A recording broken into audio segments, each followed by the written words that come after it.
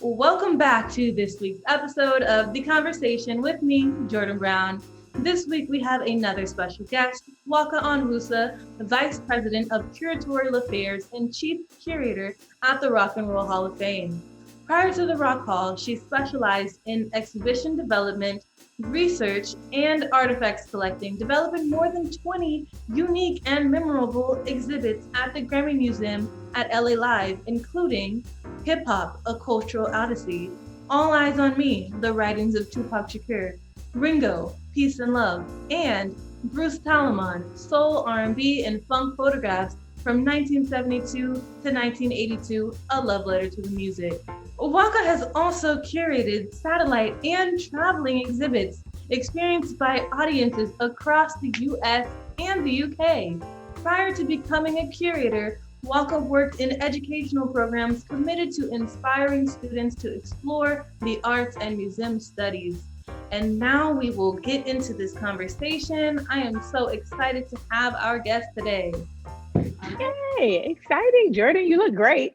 Thank you. I love this hair. How long have you had the pink? Oh, it's probably been like a week and a half maybe. And I love it. Isn't it? I love being short because I just cut my hair super basically bald. And so now it's growing back black. So I will be coloring it again. Like every 2 weeks, I'm a new shade. Yeah, probably go back to blonde. You know what? At this length, I may just bleach it and then tone it like snow cap or something. Yeah, and be icy. Icy.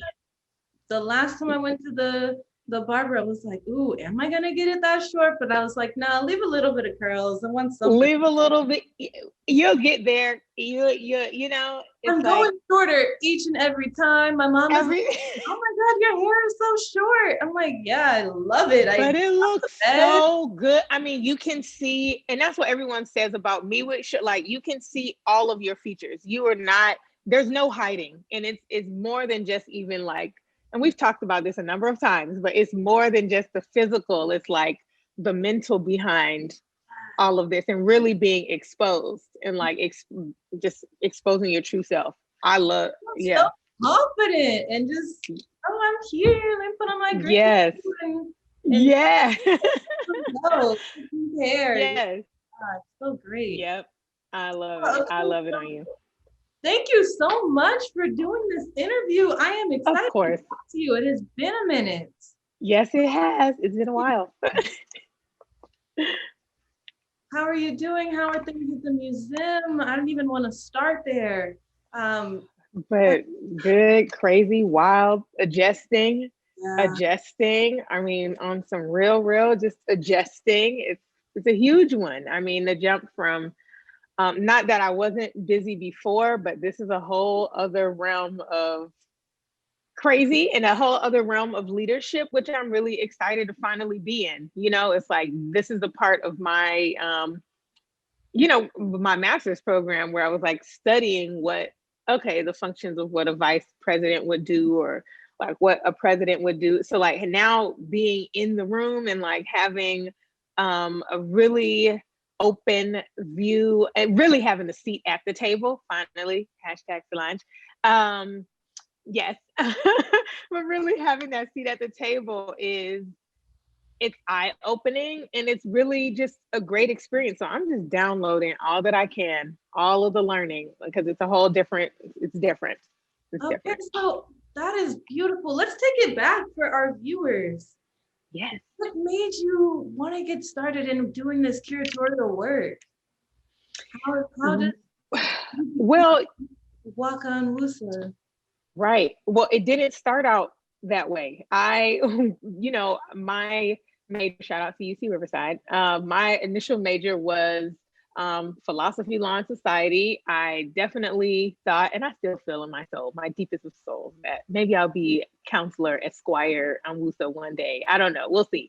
But definitely was interested in law and definitely was interested in education to the point where I started that course in my career to become a teacher. So you start from the bottom, to get in. And I started as taking up the ranks of a substitute teacher and was doing that in Riverside. But I'm thankful for my experience and just being introduced to music museum worlds. And that is honestly where God wanted me to be, where the ancestors wanted me to be. And truly, I got to bust my chops at the Grammy Museum and really dive deeply into that, and still thinking that it was going to be education that I would primarily, focus on. And it definitely still was something, it is something that I'm still exercising. Working in a museum is education.